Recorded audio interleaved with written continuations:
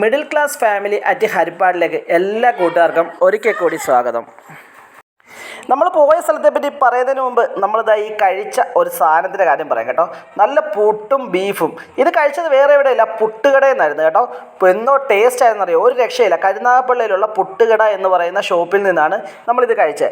ഇനി നമ്മൾ കഴിച്ചൊക്കെ കഴിഞ്ഞ് ഒന്ന് സെറ്റായി കഴിഞ്ഞിട്ട് എന്തായാലും സാധനം സൂപ്പറായിരുന്നു. അത് കഴിഞ്ഞിട്ട് നമ്മളിത് ഈ ഹാർബറിലോട്ടാണ് പോയത് കേട്ടോ, നീണ്ടകര ഹാർബർ. ഈ ഹാർബറിലെ കാഴ്ച ഞാൻ ചെന്നപ്പോൾ തന്നെ കാണുന്നൊരു കാഴ്ച ചെയ്തിട്ടുണ്ട്. കൊക്കാണ് ഇങ്ങനെ നിരന്നിരിക്കുക. ഇത് എന്തായാലും എനിക്ക് അത്ഭുതം തോന്നി കേട്ടോ. നമ്മളൊക്കെ ദൂരെ നിൽക്കുന്ന അടുത്ത് വന്നു കഴിഞ്ഞാൽ ഇതിരിക്കും. അത് കഴിഞ്ഞപ്പോൾ തന്നെ ഇതിന് അകത്തോട്ട് കയറിയപ്പോൾ ഇതുണ്ട്, ഇവിടെ കാക്കയൊക്കെ നടക്കുന്ന കൂട്ടും നിരന്ന് കൊക്ക് നടക്കുക. അപ്പോൾ ഇതാണ് ഹാർബർ. അപ്പോൾ ഹാർബറിൻ്റെ വിശേഷങ്ങളും കാര്യങ്ങളും ഒക്കെ അതിലേക്ക് നമുക്ക് കിടക്കാം. എല്ലാം ഫ്രഷ് ആയിട്ടുള്ള സാധനങ്ങളല്ലേ ഇവിടെ.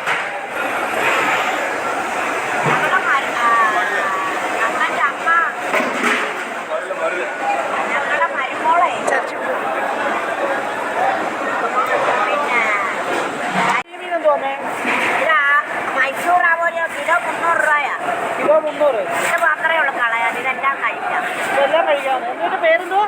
മൈസൂർ ആവോലി എന്ന് പറയും, ക്രാപ്പി എന്ന് പറയും. മൈസൂർ ആവോലിയോ? മൈസൂർ ആവോലി എന്ന് പറയും. മൈസൂർ ആവോലി ക്രാപ്പി എന്ന് പറയും. അത് ശരി. ഇതിന് ഈ സൈഡിലത്തെ മുള്ളു മാത്രമേ ഉള്ളൂ കളയാനുള്ളതല്ലേ? ഇത് മാത്രമേ ഉള്ളൂ കളയാൻ, വേറെ ഒന്നും കളയാനില്ല. ഇതെന്തോ, ഇത് മറ്റേ റെഡ് പല്ലി അല്ലേ? ഇത് കൂഴ, ആവോലി കൂഴ. ആവോലി കൂഴ. ഈ മീനൊക്കെ വരുന്നത് കേര എത്ര രൂപ വരുന്നത്? 900. 900. എത്ര കിലോ വരും ഇത്? 3 കിലോ ഉണ്ട് അല്ലേ? 1 കിലോയ്ക്ക് 300 രൂപ. ഓ, ഇവിടെ വരുമ്പോൾ ഫ്രഷ് മീൻ കിട്ടും അല്ലേ? ഫ്രഷ് മീനായിരിക്കും, എല്ലാം ഫ്രഷ് ആയിട്ട് തന്നെ കിട്ടും. ഞങ്ങൾ ഹരിപ്പാടാണ്.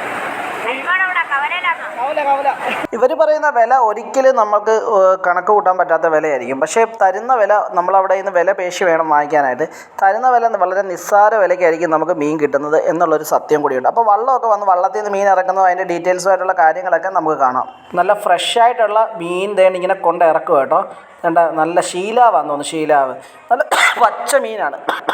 ഈ കൊച്ചു വള്ളങ്ങളായതുകൊണ്ട് തന്നെ ഈ വള്ളത്തിൽ ഐസ് ഇടത്തില്ല കേട്ടോ. അങ്ങനെ ഒരു കാര്യം കൂടിയുണ്ട്. ഇതാണ് കണ്ടില്ലേ, ഒരൊറ്റ വള്ളത്തിലും കാര്യങ്ങളിലും ഐസും കാര്യങ്ങളും ഒന്നുമില്ല. ഒരു വല പിടിച്ച് വല നേരെ കരയിലേക്ക് കൊണ്ടുവരുന്നൊരു സീനായി കാണുന്നത് കേട്ടോ.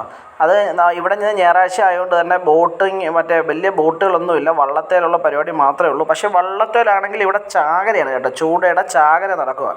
കൂടാതെ ശീലാവും ഉണ്ട്.